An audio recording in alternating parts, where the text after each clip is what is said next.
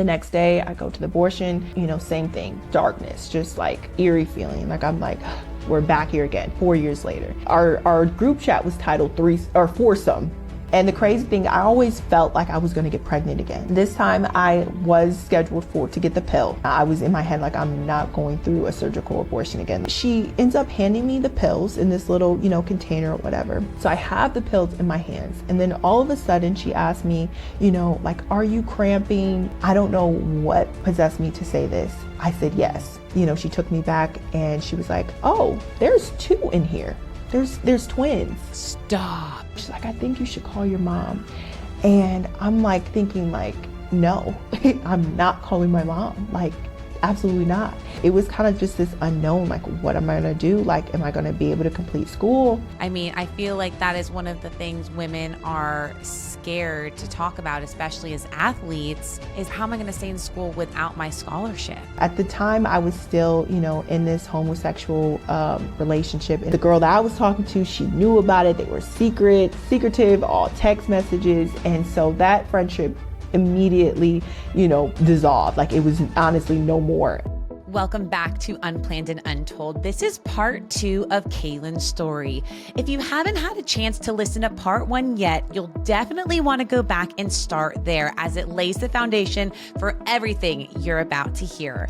Part 2 picks up right here where we left off with even more twists and powerful moments you do not want to miss.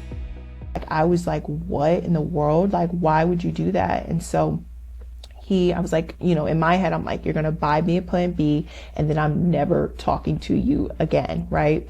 And so, that's kind of what happened. He bought me the plan B. I took it 2 days later. So I did take a plan B and, never talked to him again until, wow. So the conception day, I still remember this, December 18th until January 18th is when I just knew, again, something was not right.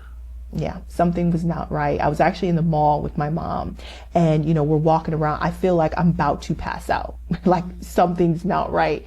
And, my mom's like, do you need something to eat? Like, what's going on? I'm like, yeah, like I haven't ate. And so we got pretzels, right? I came back home, but I just had this anxiety, like this whole day. Like I just knew something was wrong. So I ended up telling my twin sister, like, something's not right, Kennedy. Like something's not right. Like I think I'm pregnant. And she's like, no, you're not. But, it was super late. And she was like, we'll go to Walgreens. We'll get a test just so you have peace of mind. And so, we went to Walgreens, came back home. When I tell you as soon as a drop of pee hit that, I saw 2 lines. It was that quick. Yeah. Yeah. That means those hormones are strong. Yes. And so I remember just like putting it down, right? And like pretending like I didn't just see 2 lines and I'm going to wait for it. Hoping that they will retract. Right. Hoping that like, no, my eyes deceived me, right? Surely not again. Oh my gosh. Yeah. And those same exact feelings came back and it was just like, like I had told God that I would never have an abortion again, that I would never do this again. Like I'm back in this exact same position and, I'm just crying. I'm telling my sister like what I'm going to do. And, like at this time we had a break for volleyball. So it's like our spring season. So we had a break. We were supposed to go back home and come right back to get back in the gym. Right. And here I found out I'm pregnant, So we were kind of going through a transition too with like our coaches and things like that. But yeah, so came back home came back to college and immediately I'm thinking like, I'm not keeping this baby. And so I remember that day we got back to college, like we went out that night, like we drank, I smoked, like all the things. And, so I remember a couple of days later, like, I'm like, I can't do this. Like how I'm playing volleyball, like I'm in school, like my parents, like this can't happen. And so I called them Planned Parenthood again. And, at this point I was 20, so I didn't have to get an ultrasound. I didn't have to go through all the kind of things that I went through at 16. Okay. And I scheduled it back at home. And so I was actually going to be, staying with the girl that I was entertaining at the time. Okay. So scheduled the abortion, went back home. Mom didn't know. How did she feel about it? The woman that you're staying with? Yeah, so we got ourselves in a very perverted friend group, and you know, like our group chat was titled foursome, right? And so she was the girl I was talking to, she was bisexual. The other one was curious, you know, and whatever. But she, you know, the ironic thing, she was telling me to keep the baby. I went back with her and we kind of talked about it, but I, like, you know, kind of in that moment, you honestly don't want to hear anything. Like nothing but your own voice, like you can just only hear. And so anything contrary to that, it was just kind of like, la la la, I don't hear you, right? Yeah. But yeah, she wanted me to, you know, think about keeping the baby. And so, you know, I went to stay with her. The next day I go to the abortion site, you know, same thing, darkness, just like eerie feeling. Like, I'm like, we're back here again, 4 years later. And the crazy thing, I always felt like I was going to get pregnant again. Like, I just always felt this, you know, and I don't know if other people resonate with this, but just like every month served as a reminder of like what I had done, you know, because of my period. I would get my period every month, and it just, every month, like, I'm like, am I pregnant again? Sometimes I wouldn't even have sex, you know, and I'm like, am I pregnant again? You know? Scared. Yeah. And so I went there. This time I was scheduled to get the pill. And so, you know, I was like, nah, I was in my head like, I'm not going through a surgical abortion again. Like, that was absolutely horrendous. And so I remember coming to the site, you know, same chaotic, you know, atmosphere. But I remember seeing a van, and this van looked like a kidnapping van. And the ones with the sliding doors? Yes. And my major is criminal justice. So I was always, you know, just on the fence. Like, you know, I watch all those crime shows. Like, I'm alert. Yeah. I'm alert. Yeah. And so I see this van, but on the van, it says free ultrasounds on it. Okay. And I'm looking like, who in the world would go and get a free ultrasound in this kidnapping van? Like, I'm running the opposite way. And that's what's going on in my head. And so I end up going inside. Okay. And, you know, I'm sitting down in the chair. You know, it's a bit of a different room. And so, you know, I'm talking with this nurse, and turns out we don't know each other, but she knew like the club that I played for in high school. And so we kind of, you know, connecting in that way, you know, like, and so she ends up handing me the pills in this little, you know, container or whatever. So I have the pills in my hands, and then all of a sudden she asked me, you know, like, are you cramping? Like, are you having any cramping? I don't know what possessed me to say this. I said yes. And I lied, essentially, because I wasn't, you know? And so I think, you know, and I'll just say this too, and this is just how I feel like just God worked in just little mysterious ways, because one of my biggest regrets with my first abortion was, you know, they showed me the ultrasound, I saw the baby, and I was just crumbled. And they had asked me if I wanted an ultrasound picture. And I said no. And, you know, that haunted me, you know, like that I didn't keep this picture of my baby. And so, you know, part of me feels like maybe it was just that, you know, it was just like that inner me, like, I didn't want to do this. Like, I didn't want to go through with this. Yeah. So she ends up, you know, taking me back to this ultrasound room. So she had said, you know, let's do the ultrasound to make sure the pregnancy is not in your tubes. Right. And so, you know, she took me back and she was like, oh, there's two in here. There's twins. Yes. That's why your pregnancy test was so strong the second you took it, and you wouldn't have been barely pregnant at that time, but there was two. Yes. Because there was two in there. And, you know, I'm laughing now, but immediately I just broke into tears. Like, because I'm a twin. Like, I'm a twin. And God put twins in my womb. And it was like almost like he slapped me in my face, like the most gentlest slap in my face, that like, look Kaylynn, like, look what you're about to do. Like, And so I was just crying, and she was like, she saw me, just distraught. And she's like, do you need more time, like, to think about this? And, I say this nurse was just an angel, because she was doing things that I don't think you were legally able to do. So she let me sit in this room. She let me think over it. I'm calling my sister. I'm calling the friend group. I'm calling the girl that I was entertaining. And I'm like, they're twins. Like, I'm pregnant with twins. And, the friend group was 4 of us in it, and so one of the girls was the one who I was staying with, who I was talking with, and so she was like, "You should call your mom. Like, I think you should call your mom. Like, I think you should think about keeping this baby." And my sister and the other girl, they were like, like, we kind of had this shock moment, but then it was like, "You can't do this. Like, volleyball, like, and I'm thinking the same thing. So I'm on board with them. And, like, I kind of hung up thinking like, okay, I'm going to go through with this abortion. So the nurse comes in, I'm telling her like, I'm gonna go through with abortion. And she's like, are you sure? Like, have you called your mom yet? Like, have you called her? And I'm like, no. She's like, I think you should call your mom. And I'm like thinking like, no, I'm not calling my mom. Like, absolutely not. And so, like, to make her go away, like, I tell her like, okay, I'm gonna call her. And I'm thinking when she leaves out, like, I'm not calling her. Like, I'm gonna fake pretend to do something, And so, something is just tugging at my heart. And so I end up calling my brother, my older brother, and he just so happens to be with my mom. Of course. Right? Of course. And, I tell him what's going on. I'm like crying. I'm like, I don't know what to do. He's like, I think you should talk to mom. Like, I think she would be more understanding than you think. And I'm like, oh my goodness, everyone's telling me to call my mom, right?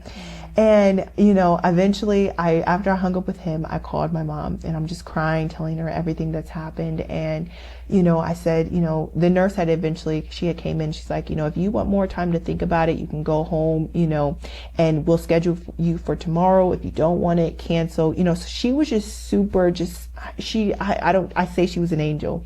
And so I'm talking to my mom, and, she's like, she's telling me like everything's going to be okay. Like, she was just like, why don't you come home? We'll talk about it and we'll pray about it.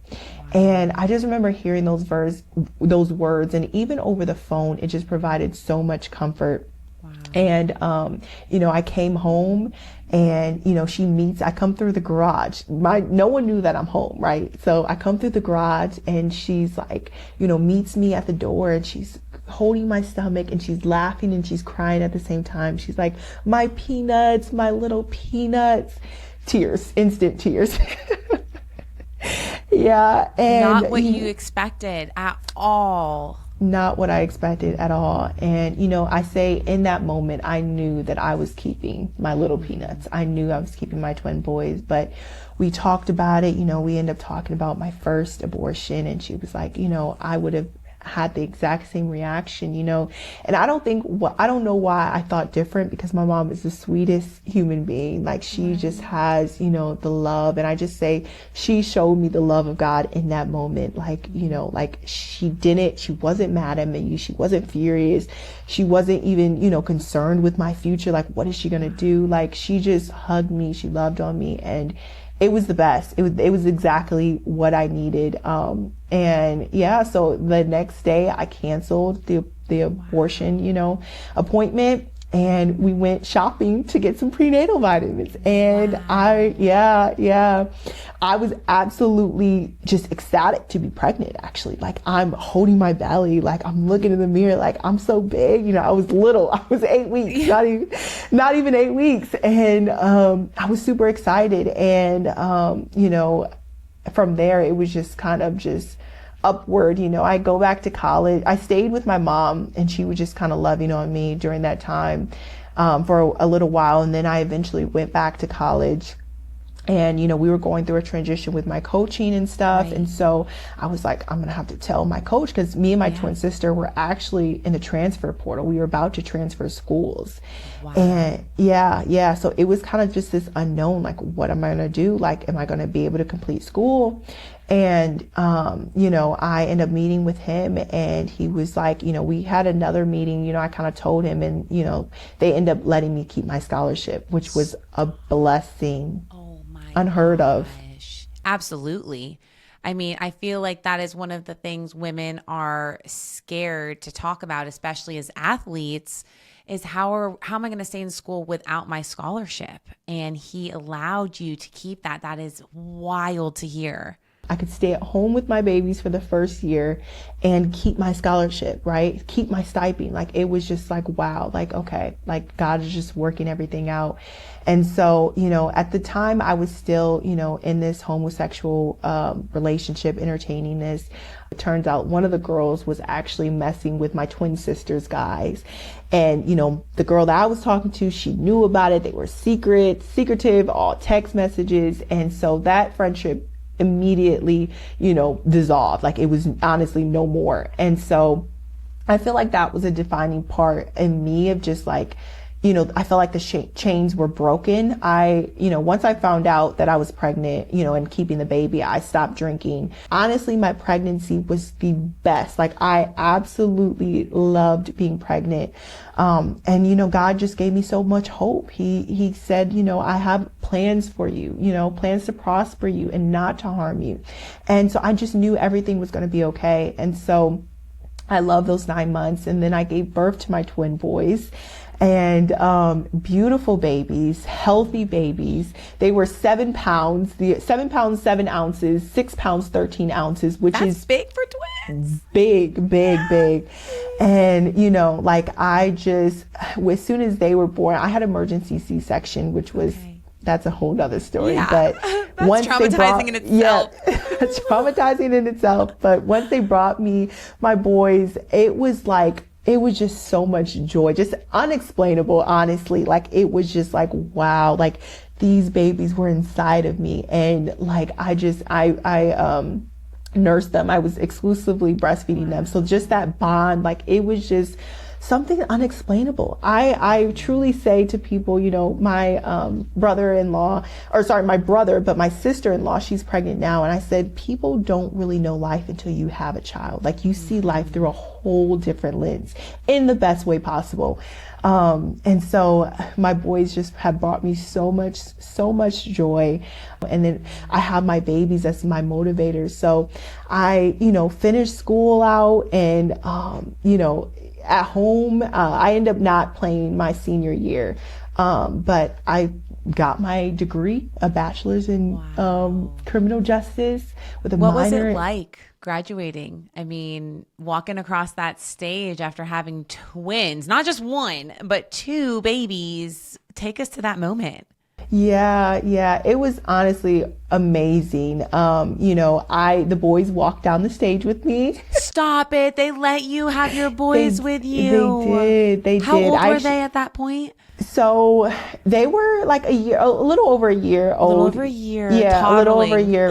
Yes. So I actually held them, actually. So they didn't walk, but I held them, and it was the best thing ever. Like, it was literally like, I got a standing ovation. Everyone seeing me, and it was just like, wow, like, all those like concerns, those fears that like I wouldn't be able to do this. Like, it was like, wow, you did this, with your boys alongside of you, and, you're being able to nurture and love on them. So it was absolutely the best feeling in the world just to, walk down that stage and get my diploma. And it was awesome. It was awesome. Oh my goodness.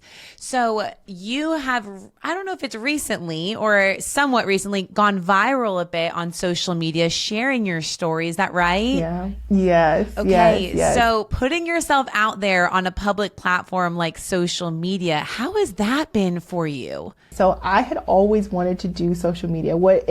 Social media is not as, like it is now as it was back then. I wanted to be a YouTuber, right? Okay, and so that was nine-year-old me that I wanted to be a YouTuber. And so 2 months postpartum, that is when I started my social media journey. And so I first started on TikTok, and, I'm just kind of insecure too, because I gained over 100 pounds during my pregnancy. Okay. I'm the biggest that I've ever been, I was an athlete. I wasn't used to all of it. And, I didn't claim depression, but there were times that, their father wasn't in the mix of everything. And so it was hard, on top of school, it was hard, but I started social media, and I started November 3rd, 2 months postpartum. They were 2 months old. Went viral November 28th on Thanksgiving. Yeah, of kind of telling my story. I didn't tell the full story of everything of the abortion, but it was like a semi story of twins, had twins, getting pregnant in college, went viral, right? And so then January of this year is when I came out with my full testimony story on YouTube of everything that's happened. And then I started a series on Instagram and TikTok of just, everything, my journey, and just how the Lord has just shown up for me. And so, yeah, social media, it's awesome because I'm seeing how my testimony, how my story is impacting people. I've gotten DMs from women saying that they've been in an abortion clinic, saw my video and said, this is not a coincidence. And, all the appointments that were made that day were canceled. She's keeping the baby. And I'm getting just DMs like that. I'm like, wow. And I'm able just to encourage and provide hope for those women. No, your life is not over that you just got pregnant. It's actually, for me, it had just begun, Yes. So my social media, journey, and especially since telling my testimony, it has just really I've taken off 6 viral videos, I'm meaning 16 million, 8 million, just several viral videos. So you're like us, we are trying to change the narrative around unplanned pregnancy and change the way that communities and universities and people in general, react to women who are going through this really trying season of life. What are your hopes for the future when it comes to conversations surrounding unplanned pregnancies on college campuses? Yeah. Honestly, just, what you guys are doing, bringing awareness to the fact that these things happen, and a lot, more often than people think. It's just kind of hush hush, that, you go through, if you're thinking about abortion, you don't want to tell anyone that. There's a lot of shame that's surrounded, with abortions and things like that. And so I just that's why I'm telling my story, because other women can relate, and they're probably in that situation right now. And so my story offers that hope that no, your life is not over. It's not at all, your children are actually going to propel you into your future. They are going to give you, just be your motivators. And so, just more conversations about it, these unplanned pregnancies, and just the resources that there are. Like I said, with, me keeping my scholarship, there were just little things along the journey that it was everything worked out. Yes, absolutely. And if you could go back in time and you could talk to your younger self, finding out that she's pregnant, either pregnancy, the first or the second or both, what advice would you give your younger self, scared to death looking at that positive test? I would say, tell your mom. Tell your mom, tell someone, that you trust, and that's been there for you.